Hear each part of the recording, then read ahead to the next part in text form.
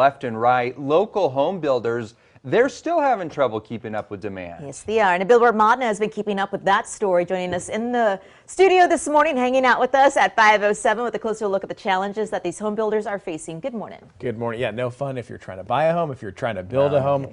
There's a lot going on. So prices for the materials needed to build a home have been rising, and finding workers to do the work isn't easy, but through the challenges, home builders are still bringing in business. Hard at work. Crews work to pour a foundation at one of Daniel Reeves' job sites in Westlake.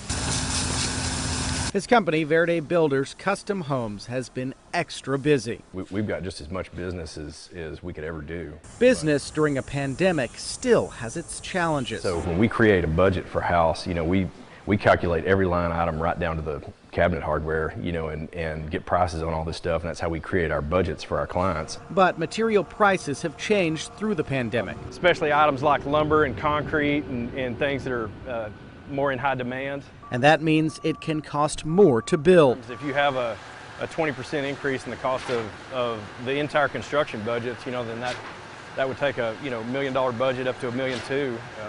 It's impactful. From bidding it a year ago to when it's time to implement, prices have just gone up on the labor and the material side that much. Dave Erb is serving as the general contractor for the home he's building in Austin.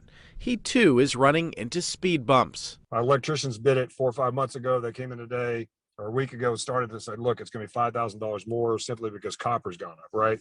My HVAC guy, same thing. Appliances can also take time to get in. We moved some people into a house 6 months ago, and they just got their refrigerator in. But it's a small price to pay in a booming industry with no signs of slowing down.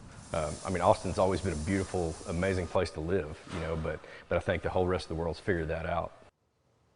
And the price of lumber increased from $400 per thousand board feet in February 2020 to an all-time high of over $1,600 in early May. But over the last few months, prices have continued to fall. So the question is, Tom, Sally, should we go build a house? Hey, I'm hoping you get the materials and I'll do the hammering. Yes, we all have a job. We'll build our own house. Yeah, we'll all have our own little job to do. Thank you, Nabil.